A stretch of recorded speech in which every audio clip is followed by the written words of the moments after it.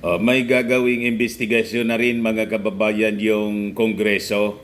Kung sa Senado po, mga kababayan, si Senator Dapache,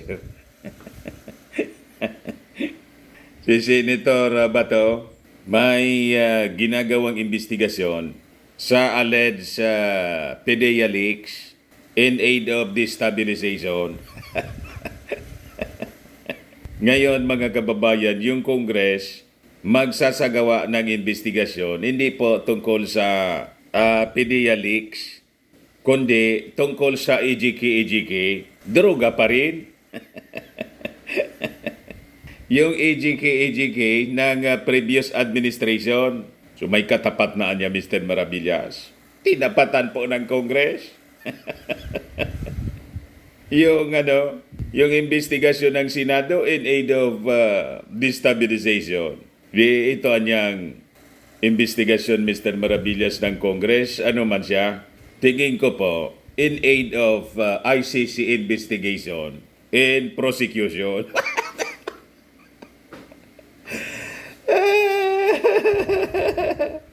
Amanos na. Iyan kasi mga kababayan. Ito yung balita na ng Manila Bulletin. Will they summon Duterte? House to probe drug war killings for the first time.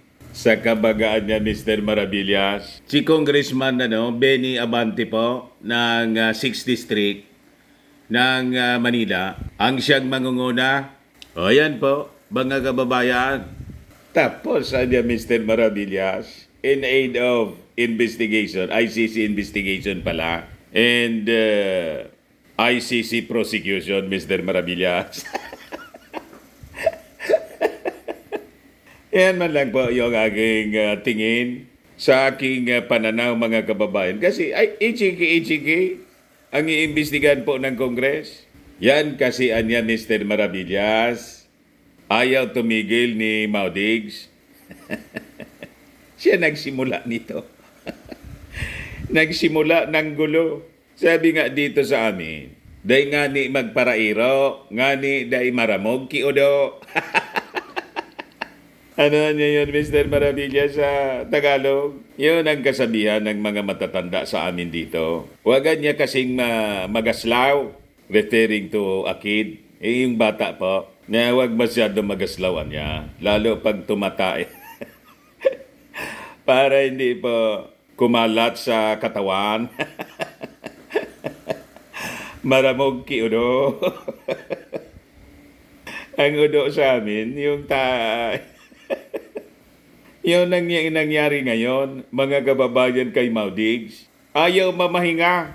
Gusto niyang magpagod ng magpagod. Mula sa pagiging Pangulo po, ngayon naging salot. Salot ng lipunan na po, mga kababayan si Maudigs. Ito ngayon ang kakarapin mo. Yung Congress, sisimulan yung investigation. Sabi, it will start on May 22. Ano niya yan, Mr. Maravillas? May kumpas ba dyan yung ating Pangulong? BBM. Hindi natin alam po. Pero yun ang iisipin ng mga taga-Fenta Kingdom, siyempre. Lalo pa mga kababayan, nagpalabas ng matigas na statement yung ating Pangulong Bongbong Marcos. Yan po yung sabi ng ating Pangulo. Marcos vows to fend off destabilization plots. Yan sabi ng ating Pangulo. We will not allow destabilization. Iyong investigasyon po ng Senado in aid of destabilization. O ngayon, tinapatan mga kababayan ng Congress.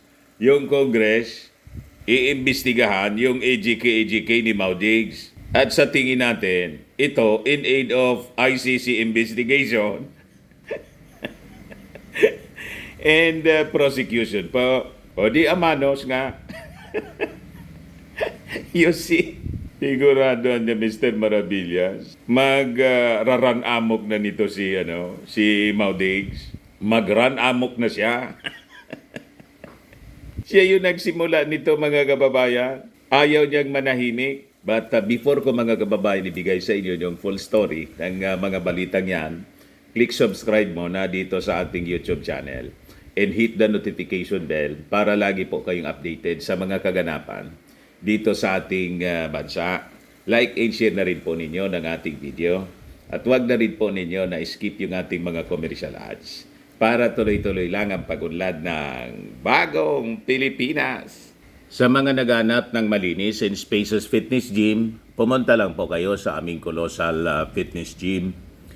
We also offer Grab Car Rental with our brand new 2023 model ng Toyota Innova.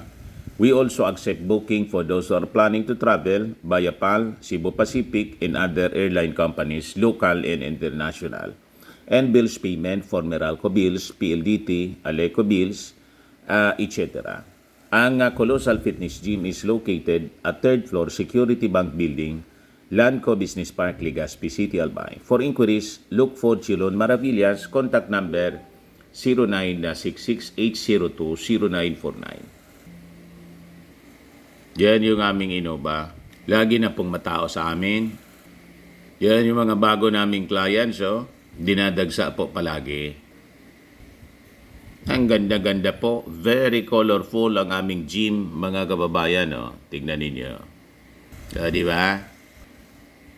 Pati mga foreigners po. Galing siyang United Kingdom. Mga British po sila. Nakita sa Facebook, YouTube namin. Na-set up na rin po yung mga bagong gym equipment namin. May treadmill na rin po kami. Ito naman po yung bago naming product na binibenta online. Eye Glow Serum galing pong South Korea. Whitening po siya. Tingnan ninyo yung epekto sa aking anak na architect entrepreneur. Sa mga inquiries ninyo, dumiretso na lang po kayo sa aming messenger sa Facebook, Riz Maravillas on FB. Ito naman po, mga kababayan, Firmax Firming and Lifting Cream. Pinapahid po ito sa mga pulses in affected area. Mainam po ito sa mga pains at paninigas ng mga kaso-kasuan. Ito naman po, Automax Radiant Serum. Sa mukha naman yung application ito. Anti-aging po siya. You will look 10 years younger than your age. Sa mga cancer patients naman po, baka lang gusto ninyo itong itry. Ningxia Red Mixed Fruit Drink. Hindi man po siya gamot, food supplement po siya. Kaya lang, gawa siya mga kababayan sa goji berry. Yung goji berry may anti-cancer properties. Yung mga inquiries ninyo, dumiretso na lang kayo sa aming messenger sa Facebook para masagot namin agad.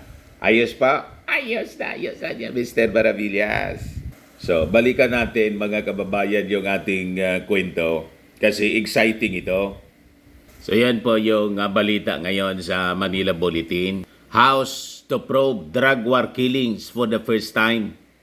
So, magiging busy mga kababayan tayo sa pagko-cover nitong hearing ng Congress. Sigurado niya Mr. Maravillas. Maraming pasabog. Malamang mga kababayan. Sumobra kasi po. May panahon talaga po ng paniningil. And everything there is a season in time. So sabi diyan po sa balita, the House of Representatives through the Committee on Human Rights is set to launch next week an inquiry on the alleged extrajudicial killings or EJK during the previous administration's war on illegal drugs. The panel chaired by Manila 6th District Representative Bienvenido Benny Abante Jr. is not inclined to summon former President Rodrigo Duterte. Bakit naman niya Mr. Maravillas hindi ipapatawag si Digong? So ano yung purpose niya? Mamaya ipapaliwanag po niya ni Congressman Benny Abante. Si Congressman Benny Abante po, very fair siya. And he is a righteous man. Pastor po siya ng Metropolitan Ecclesia Baptist Church. Diyan po sa Manila. He is a man of God, mga kababayan. And very fair. Makikita po ninyo sa mga deliberations. Very active siya. Noong ma-invite kami ni Missy sa Congress, may picture kami nito ni Congressman Benny Abante. Mabait siya, mga kababayan. So hindi man po pala ipapatawag ni Congressman Abante, yung dating Pangulo. Pati nga po si Bato, sabi niya, for parliamentary courtesy niya. So sabi po ni Congressman Abante, we shall begin in earnest on Wednesday, May 22. Yun po yung first hearing namin. Abante says this is the first time that the committee will look into allegations of EJK in the administration of former President Rodrigo Duterte. Duterte is arguably the most influential critic of his successor, incumbent President Marcos. But Abante was quick to point out that the House investigation won't be a witch hunt. Madaling sabi, it is not designed, mga kababayan, para habulin yung isang tao para lang i-persecute. Walang ganon, mga kababayan, na intensyon. Kasi sigurado yun ang yun ang sasabihin ng mga taga-Pinta Kingdom. It is a persecution. Pero Mr. Maravillas, di ba ang sabi mo, in aid of ICC prosecution, ICC investigation and prosecution, iba naman po yung investigation and prosecution kaysa persecution. Di ba? Pag witch hunting kasi, mga kababayan, ang intensyon is to persecute kahit walang base. Di ba? Inahunting lang yung tao para idikdik. Walang ganong intensyon, mga kababayan, ang Congress. Yan ang paliwanag po ni Congressman Abante. Kasi sigurado, yun ang iisipin po ng mga Duterte. Kasi just like China, sila yung bully, pero sila yung pabiktim. Di ba? Yung China po, yung strategy, sila yung mali, sila yung nanggugulo, tapos, nang tumindig tayo sa kanilang pambubuli, panggugulo, with our friends, the like-minded nations, ina-accuse na tayo na tayo mga kababayan ang nanggugulo at gusto natin ng gira.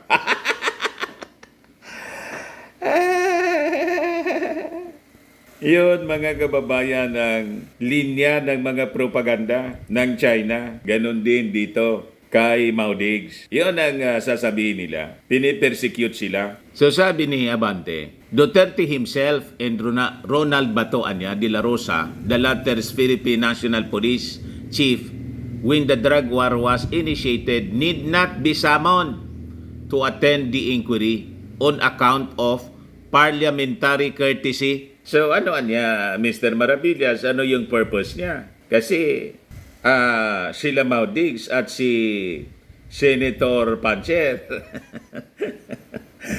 sila yung major actors dito, the principal suspects. And in fact, sila yung principal accused sa ICC. Yan po ang paliwanag ni Congressman Abante. Out of courtesy, parliamentary courtesy. At yung dating Pangulo, nire-respeto bilang dating Pangulo. Ganun po si Congressman Abante. Kung yung mga Duterte walang respeto sa sitting president, tinatawag na bangag, adik, at gustong ikudita. Pero tingnan ninyo, mga kababayan nitong Kongreso, may pagrespeto sa dating Pangulong Digong. Hindi gumagaya sa ugali nila. May pagrespeto sa Senado. May tinatawag na parliamentary courtesy niya. Kaya hindi kailangan na sila mag-attend at hindi din sila ipapatawag. Pero tuloy ang investigasyon. Hindi na po iimbitahan. They won't be invited anymore. I don't even think that if we invite them, that they will be able to attend. We would like to maintain that courtesy with the sitting senator and also with the former president. Di Manila Solon said of the two.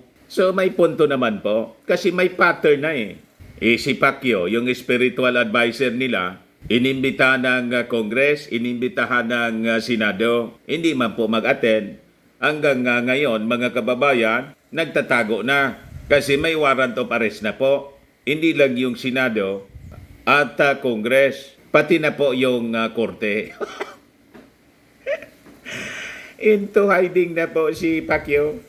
So, malamang, iyon ang naisip ni Congressman Abante. Pag na natin na niya imbitahin, hindi man yan mag-attend. So, ituloy lang yung investigasyon. Kung siguro mag-volunteer sila na magsabi, ako niya, imbitahin ninyo. O di okay. Pero yung Congress mag-iimbita pa, may pattern na po. Mahilig sila na maghamon. Pagkatapos, pag pinatulan po, wala. Like kay Pacquiao po, ikasuan niya ninyo, i-filean niya ninyo sa korte. Final mga kababayan. Ayon, biglang nawala. Kaya po, yung case ni Maudigs at magkakasama niya na nakafile sa International Criminal Court, ang sabi po ni Attorney Cristina Conti, Assistant to Counsel ng ICC, yung issuance daw ng warrant of arrest, secret, at malamang bigla na lang po na dakmain si dakmain mga kababayan si Maudigs. Yan ang sabi dito sa unang report natin kagabi. I-replay ko mga kababayan yung portion ng ating video. Sabi mga kababayan ni Attorney Cristina Conte. Sino yan, Mr. Maravillas? Yung Assistant Counsel po ng International Criminal Court, ICC. Si Maudigs daw is likely to be summoned or even ordered arrested ng ICC. At based sa mga information mga kababayan na nare-receive po ni Attorney Cristina Conte, malapit na daw. Malapit na. Ikaw naman na niya, Mr. Maravillas. Yan ang sabi po ni Attorney Conte na interview po ni Karen Davila sa ANC. Yan ang sabi niya kahapon po. Malamangan niya, Mr. Maravillas. Maghuramintado na naman. Mag-amok na si Maudigs niya. Kaya nga po desidido talaga to destabilize at iluklok po si Inday. Pag si Inday po yung naging Pangulo, barkada ng China, hindi niya hindi magkakaporma rito sa Pilipinas yung International Criminal Court. Kasi siyempre, kontrolado nila yung gobyerno. Yan nga pa mga kababayan ang nasa likod nitong mga ugong-ugong na destabilization. And yun din ang rason kung bakit si Senator Botas kahit walang kakwenta-kwenta po yung issue ng PDEA leaks, nagsagawa siya ng investigation. Motu proprio. Ayan pa. Sabi ni Attorney Conti, Cristina Conti, ICC Assistant to Counsel, National Union of People's Lawyers, NUPL. Sabi niya, Attorney Conti believes Duterte likely to be summoned, even ordered arrested by ICC. Sa kabagaan niya, Mr. Maravillas. Ayan pa yung report ng ANC kahapon, mga kababayan. So, balikan natin yung kwento rito. Sabi ni Congressman Abante, pero anya, iimbitahan po namin yung talagang nandun, for example, like former PNP Chief General Oscar Abayalde. Very much involved yan. And perhaps we will also be able to invite the former DOJ Secretary, si Midardo Guevara, para magbigay ng linaw niya sa lahat ng bagay na to. May 22 is the final session date of the second regular session of the 19th Congress. The next session will be in July at the start of the third regular session. Ngayon, nang tanungin mga kababayan si Congressman Abante ng mainstream media, bakit niya ngayon lang kayo nagsasagawa ng investigasyon yan? Sabi po ni Congressman Abante, they are just we are just acting on the resolution na final niya ng aking mga kasama in the current Congress. So may resolution pala. Hindi tulad ng motu proprio investigation ni Bato. Wala man yung resolution. Nasulsulan lang yata. Sino niya, Mr. Maravillas, ang nagsolsol? Alam na ninyo kung sino yun. Yung amo niya, plus si Marites Lica. Yun ang propagandista, mga kababayan noon. Pero niya, Mr. Maravillas, itong pinasok na problema ni Marites Lica, malamang may kakaantungan siya. Sa totoo lang po, peligroso. Baka isakripisyo siya. At pag ganyang uri ng mga tao po, delikado. Kasi siyempre, cannot be trusted. May ugaling magbaliktad, mga kababayan bigla, pag hindi na pagbigyan. So siyempre, yung nadidikitan niyang presenting mga personalities, mag-iingat. Baka niya sa susunod, bumaliktad uli. Kung saan naman, alam ninyo, ang mga utak sindikato, peligroso, tapos ituro sa ating Pangulong Bongbong. May mga ganon na sistema, mga kababayan. Kaya delikado. So may resolution pala po. Abante said they are just acting on a resolution filed by his colleagues in the current Congress. He vowed to conduct the hearing in a fair manner. We would like to emphasize that the House will approach this inquiry with impartiality, objectivity, sensitivity, and empathy that such a profound responsibility demands. Now it is our responsibility to the victims of alleged extrajudicial killings and their families to seek the truth. Ang purpose po, mga kababayan, sa base sa pahayag ni Congressman Abante, kailangan niya kasi malaman natin yung katotohanan. Kasi ang dami ng kwento at sinusuppress po yung investigation. Noon pang panahon, kasi nga po, umalis tayo as member ng ICC. So niya, Mr. Maravillas, ang possibility na with this investigation, mabobolster yung kaso sa ICC. Yan po ang natural consequence nito. Kaya nga po, ang sabi natin, basa ko lang po, this is an investigation of Congress in aid of ICC investigation and prosecution. May ibang pamamaraan, mga kababayan. Yan posisyon ng ating Pangulo Huwag niya, hindi. Kasi it is a question of sovereignty. O ngayon, yung Congress na yung nag-imbestiga, o di walang question of sovereignty na ngayon, Kongreso mismo. O yung investigasyon ng Congress, pwede na lang na i-submit sa ICC. Yung Congress naman po, hindi man yan nasaklaw ng ating Pangulo kasi may separation of powers. O, di ba? Pero Mr. Maravilla, si Martin, pinsang buo na ang Pangulo. Ano naman kung pinsang buo? O, di ba? Pakinggan natin, mga kababayan, yung pa-presscon published by, ito, sa Congress ito mismo. Congress TV ito po. But this was published by Manila Bulletin.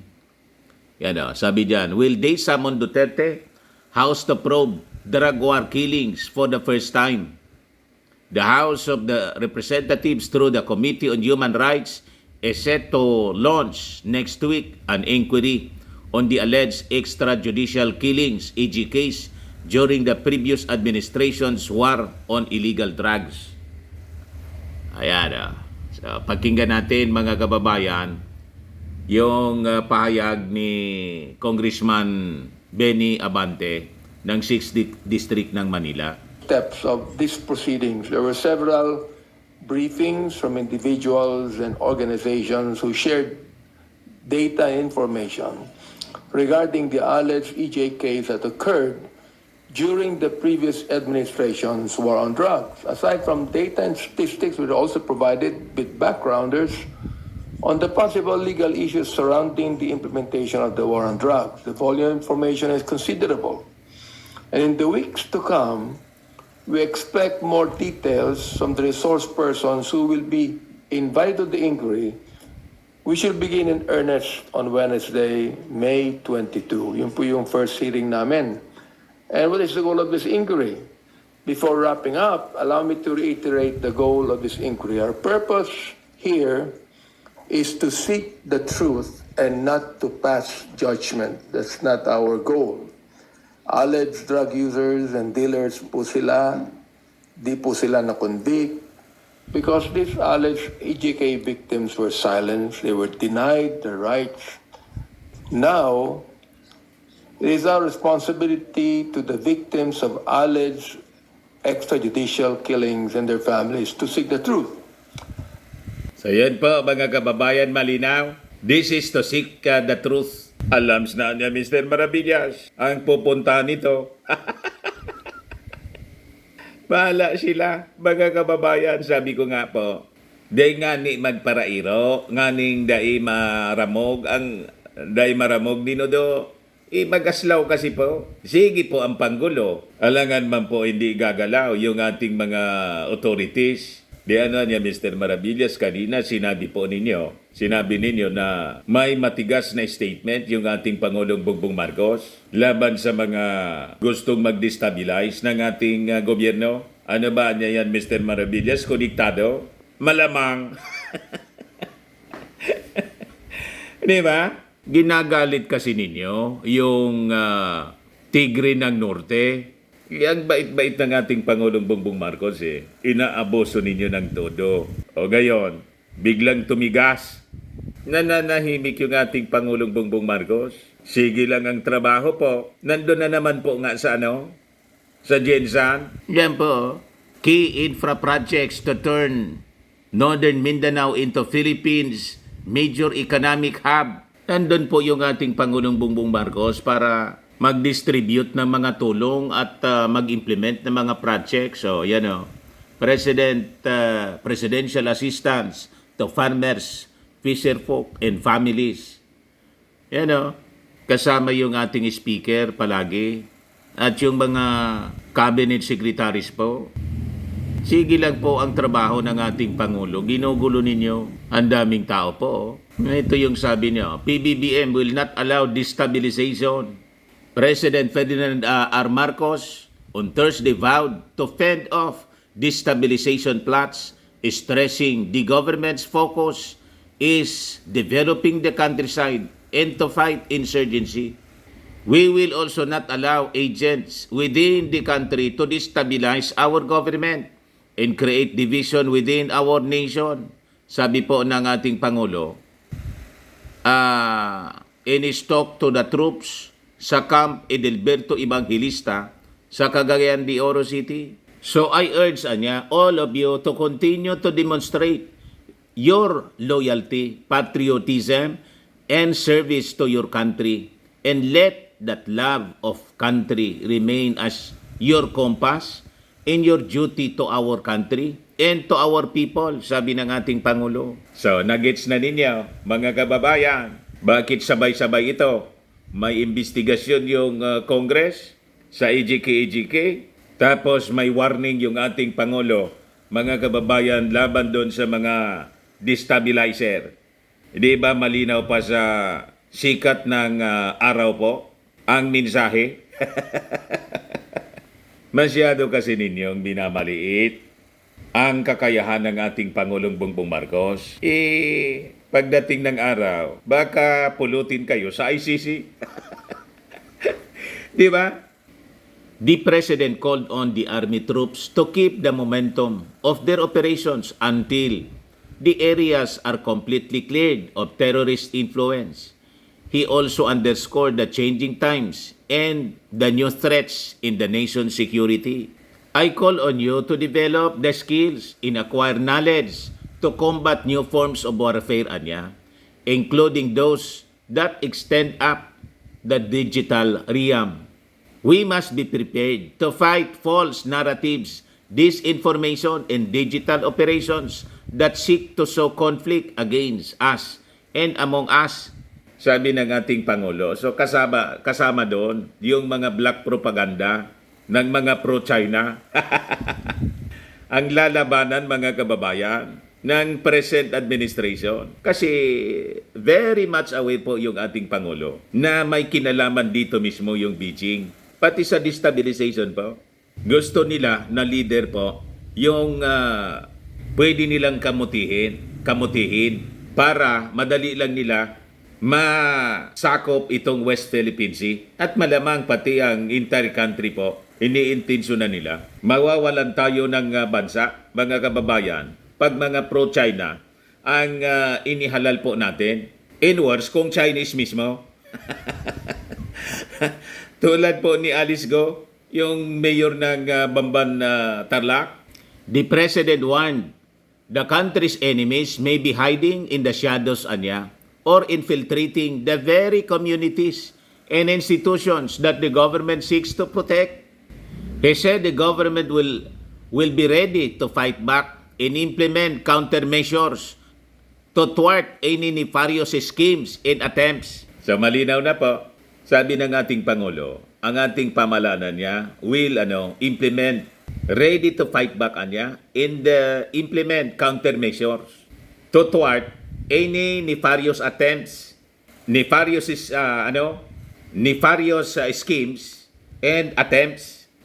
Adi, luminaw na po. So iting investigasyon po ng Congress kay Mao Diggs although hindi siya ipapatawag pati si Bato, kundi yung AJK during his administration, malinaw po na kasama siya doon sa countermeasures. Di ba ba?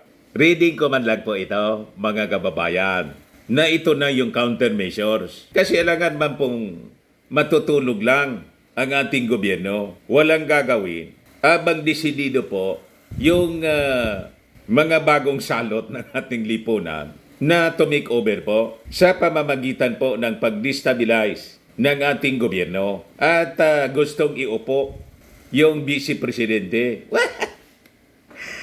Hindi makapaghintay po. Hindi nga maayos yung yung Department of Education. Kaya nga po, nagtatrabaho na para maayos yung mismong ating Pangulong Bongbong. Pero tingnan ninyo, hindi siya distracted yung ating Pangulo. Tuloy ang kanyang trabaho, pagsiservisyo sa ating mga mamamayan. So sabi dyan, with regard to local development, the government has so far invested 5.3 billion pesos in 758 projects across 356 barangays.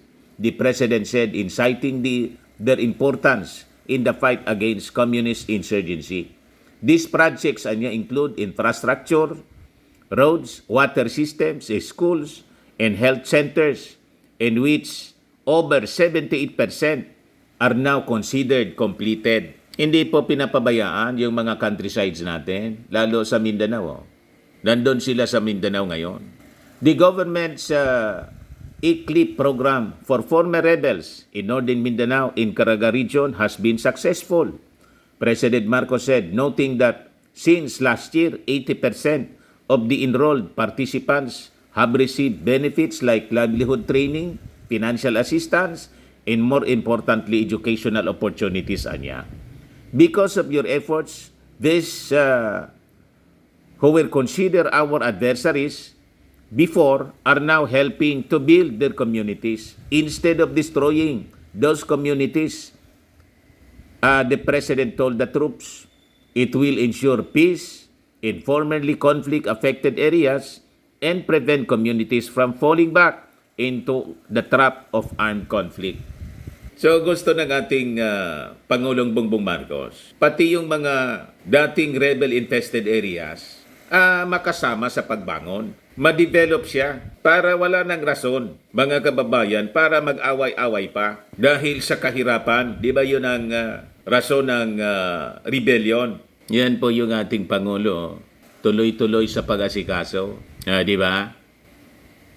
Pagkatapos, pinipirwisyo lang ng mga taga-Finta Kingdom dahil sa kanilang mga vested interest po. Diyan po, servisyo fair po siya. Ang daming tao.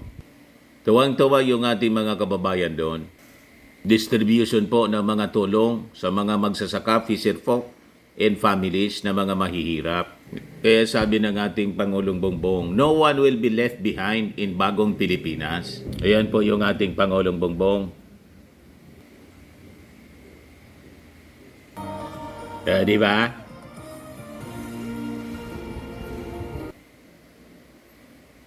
Yan ang Pangulong totoong minamahal ng ating mga kababayan. Di ba?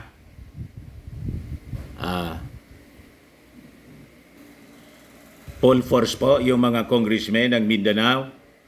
Sa Cagayan de Oro City po to, mga kababayan. Na-invite ako dyan. Na-invite po tayo na pumunta doon. Kaya lang to cover. Kaya lang mga kababayan, yung mga kasama na lang nating ibang mga vloggers yung pumunta. Kasi ako po, may mga inaasikaso tayo. Busy tayo masyado pa ngayon. Siguro mga next event, pwede tayong pumunta. Gusto ko sana kasi hindi pa ako nakarating dyan. Nung pumapasok ako, hindi ganito karami ang congressman doon sa plenary hall.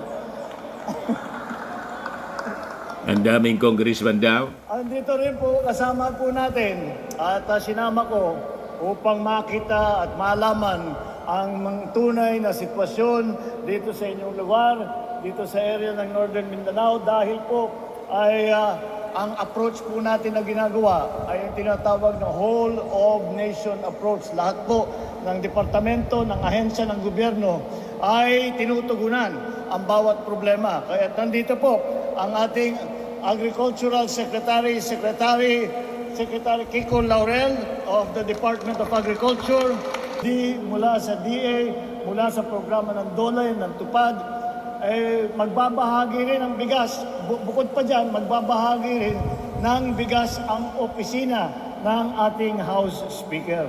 Ayun.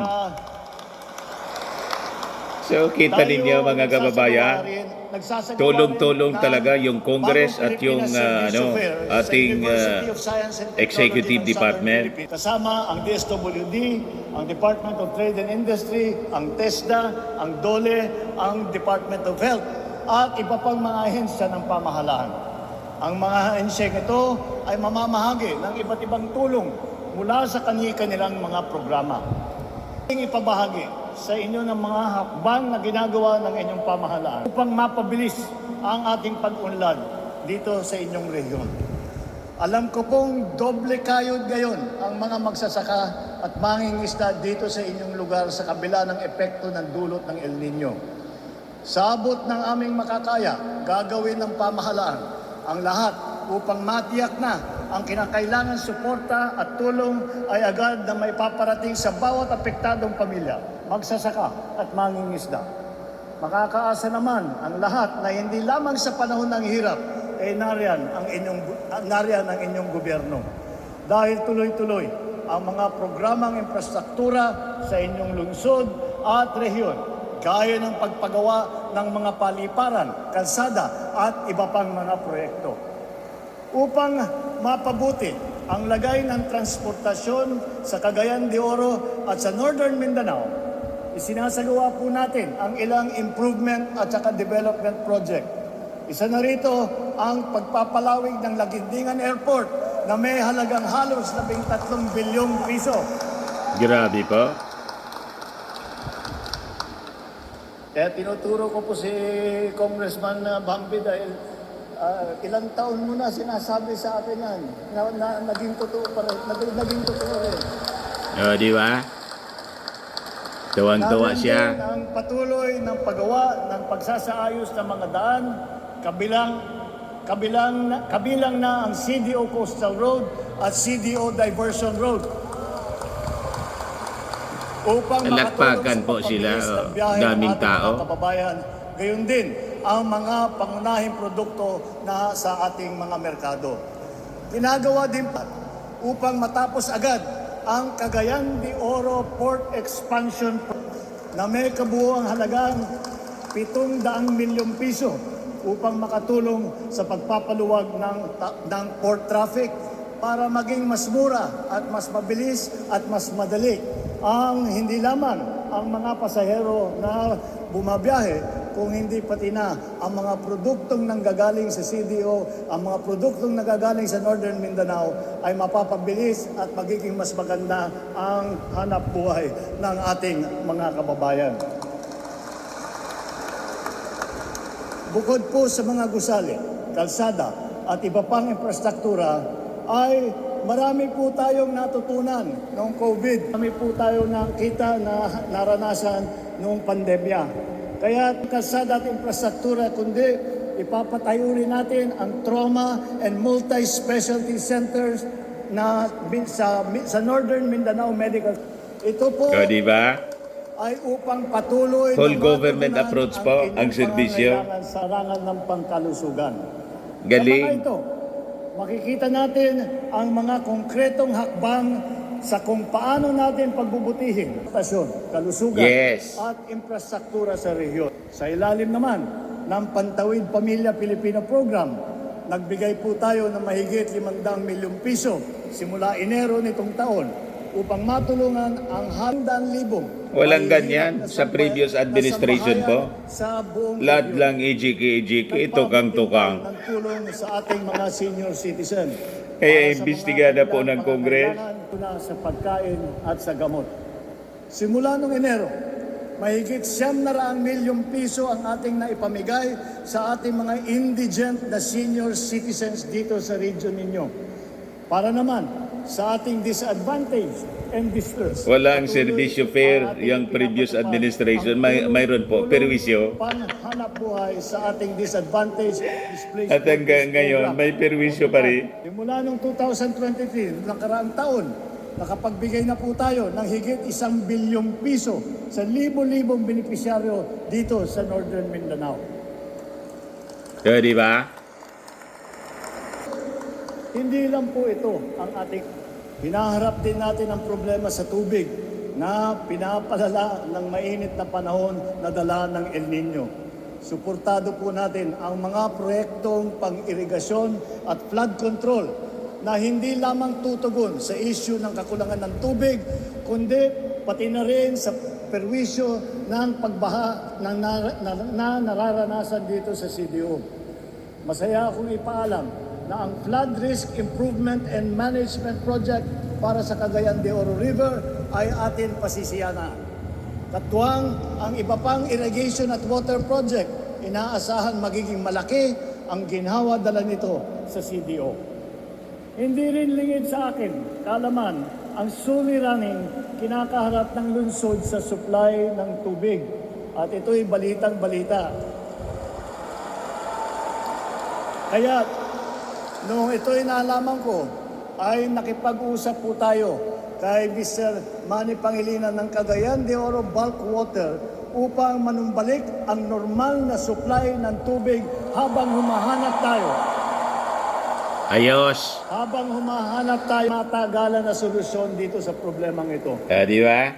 Si Mr. Pangilinan sa ating pakiusap at handa po siya makipagpulong sa inyong alkalde.